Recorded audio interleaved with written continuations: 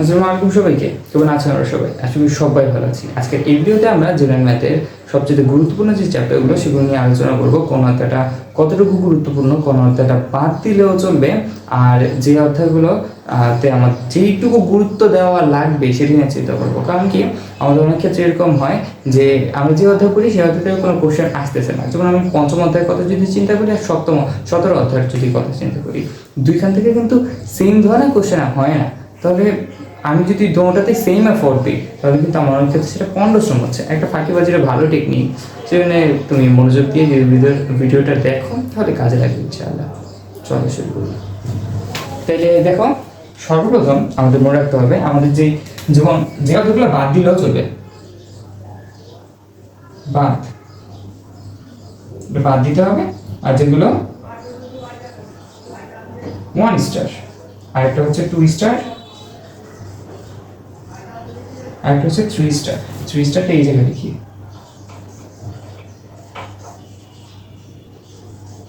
দেখো, প্রথমত বাদ দিতে হবে যেটা, সেক্ষেত্রে তোমার প্রথম অধ্যায়টা বাদ দাও। প্রথম অধ্যায় খুব ফাঁকি একটা অধ্যায়। কারণ সেক্ষেত্রে আমাদের যে পাটিগণিতের মতো কিছু অঙ্ক করতে হয়। পাটিগণিত এখন লাগে না। পাটিগণিত যারা মুদির দোকানি তারা করবে। তুমি মুদির দোকানি না, তুমি ইঞ্জিনিয়ার, তুমি কি বলে ওগুলোকে, ডাক্তার তুমি হতে পারো, তুমি বড় বড় জায়গায় হবে, তুমি মুদির দোকানি হওয়ার দরকার নেই।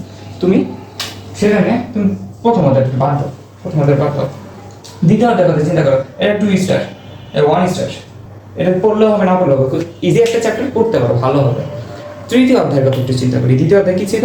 Set function. সেটা আমি তোমাকে সাজেস্ট করবো, সেটা যদি পড়তে চাও তুমি একটু হায়ার ম্যাথ থেকে পড়ো অথবা জেনারেল ম্যাথ থেকে পড়ো, দুটোর মধ্যে এখান থেকে পড়ো। তুমি আমি হায়ার ম্যাথ থেকে পড়লে বেশি বেটার, কারণ হায়ার ম্যাথে সবগুলোই কভার হয়েছে। হায়ার ম্যাথে নতুন কিছু যেমন ডি মর্গানের সূত্র, ওটা নিউ একটা বিষয় যেটা জেনারেল ম্যাথে নাই। তুমি যদি হায়ার ম্যাথটা পড়ো তোমার জেনারেল ম্যাথটা অনেক ক্ষেত্রে কভার হয়ে যাবে। আবার দুটার মধ্যে খালি একটাই পার্থক্য হয়, সবচেয়ে বড় পার্থক্য যেটা, যে একটা ক্ষেত্রে বেঞ্চিত্র খুব বেশি আসে, আরেকটা ক্ষেত্রে আসেই না। একটা ক্ষেত্রে ডি মর্গানের সূত্র আছে, আরেকটার ভিতরে নাই। এই খালি সেট ফাংশন দুটো দিয়ে আছে। ফাংশনে খালি একটু উচ্চতর আলোচনা ওখানে আছে। তৃতীয় অধ্যায় চলো, তৃতীয় অধ্যায় আমি তোমাকে 3 স্টার দিব। তৃতীয় অধ্যায় খুব ভালো একটা অধ্যায়, খুব সুন্দর একটা অধ্যায়। এই অধ্যায়টা পড়লে তুমি ভালো রকম কমন পাবা। কারণ কি, ওই অধ্যায়ের মধ্যে যে সূত্রগুলো আছে, আমাদের টিচারের সূত্রগুলো খুব পছন্দ করে। সূত্র থেকে কোশ্চেন দেয়, খুব ফালতু কোশ্চেন হয় যেগুলোর কোনো দরকারই নেই, তাও ওখান থেকে ভালো কোশ্চেন হয়।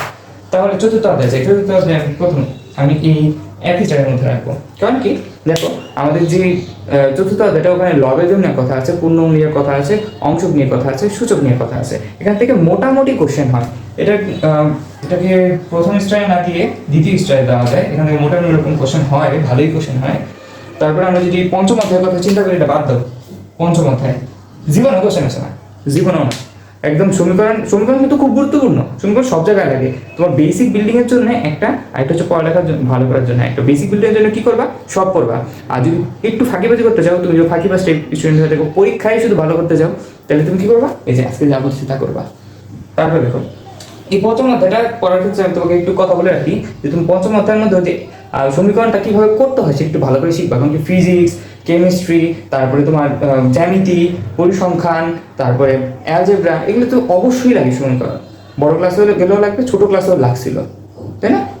লাগবেই। সেজন্য একটু ভালো করে করবা। তোমরা অষ্টম অধ্যায় যখন অষ্টম শ্রেণীতে ছিলাম ওই সময় কিন্তু এটা কাজে লাগছে খুব, তাই না? দেখো, তারপরে দেখি আমরা আমাদের ষষ্ঠ অধ্যায় আছে। এবার ষষ্ঠ অধ্যায়কে আমি 2 স্টারের মধ্যে রাখবো। ষষ্ঠ অধ্যায়টা, এটার মধ্যে আমরা রেখা, ত্রিভুজ এগুলো নিয়ে কথাবার্তা পাই। ওই ক্ষেত্রে আমরা সবচেয়ে বেশি যে জিনিসগুলো আছে ওটার মধ্যে উপাদানগুলো অনেক বেশি, তুলনামূলক বেশি পরিমাণে আছে। তাই ওটা একটু বাদ দিলেও চলবে। যদি তুমি 1 স্টার রাখো তাহলেও হবে, 1 স্টার রাখলেও হবে। কারণ কি, এটা একটু বাদ দিলেও চলে। এটার মধ্যে যে পরিমাণে উপপাদ্য আছে ওগুলি না পড়ে আমরা যদি অষ্টম অধ্যায় পড়ি তাহলে আমাদের ভালো কমন পাওয়ার চান্স আছে। তারপরে দেখি সপ্তম অধ্যায়কে আমি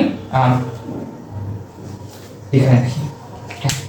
কারণ কি, সপ্তম অধ্যায়টা পড়লে তুমি দেখবে কি প্রচুর পরিমাণে তুমি সমপাদ্য পাবা। সমপাদ্য অ্যান্সার কিন্তু করা সহজ।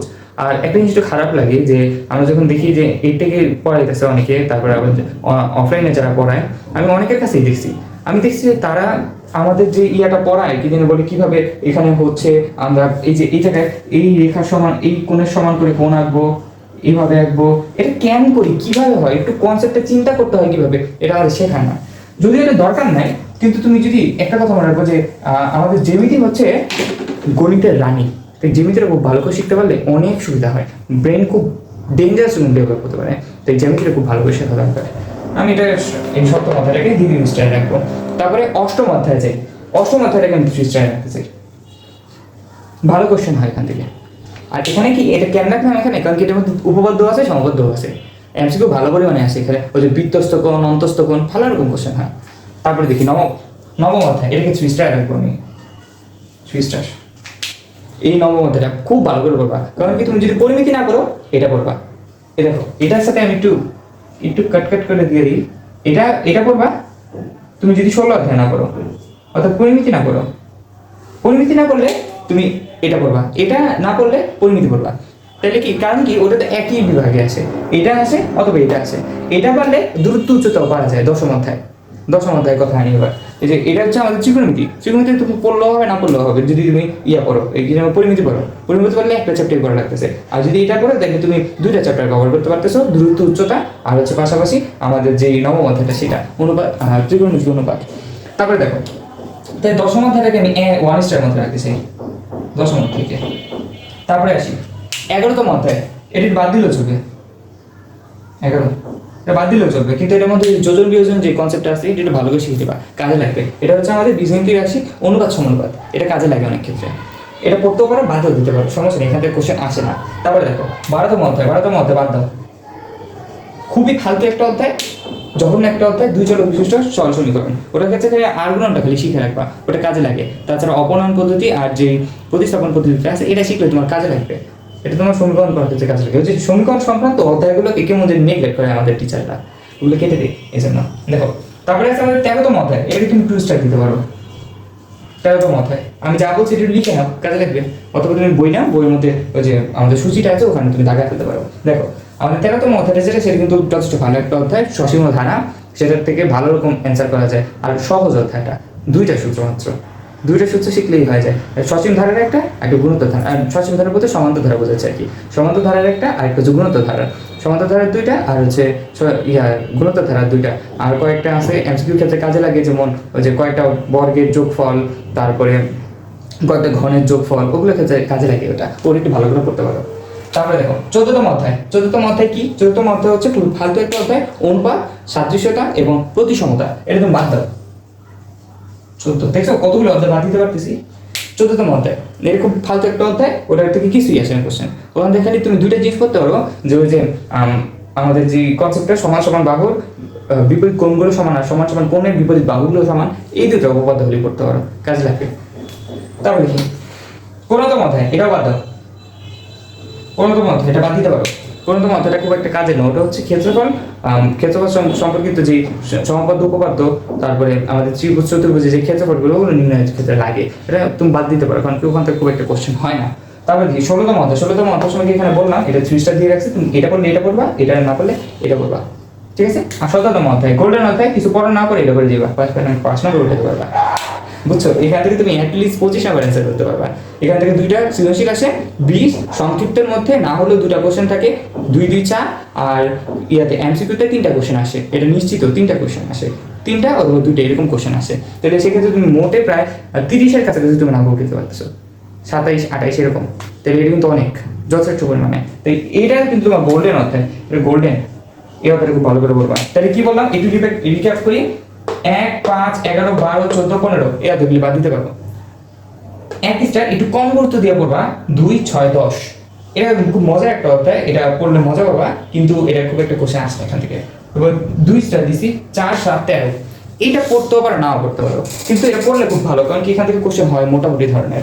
আর 3 স্টার দিছি এই 5টা অধ্যায়তে, এই 5টা অধ্যায় যদি পড়ো বিশ্বাস করো এখান থেকে কমন আসবে, এখান থেকে তুমি পাবেই পাবা। তাই মনোযোগ দিয়ে এই 5টা অধ্যায় না হলেও পড়বা। আজকের মতো এখানেই বিদায় নিচ্ছি, ইনশাল্লাহ এরপরের একটা ফাঁকিবাজে একটা টেকনিক নিয়ে তোমাদের সামনে হাজির হবো, সেখানে ইনশাল্লাহ আমরা ফিজিক্স নিয়ে কথা বলবো। আজকের মতো এখানেই বিদায় নিচ্ছি, ধন্যবাদ সবাইকে।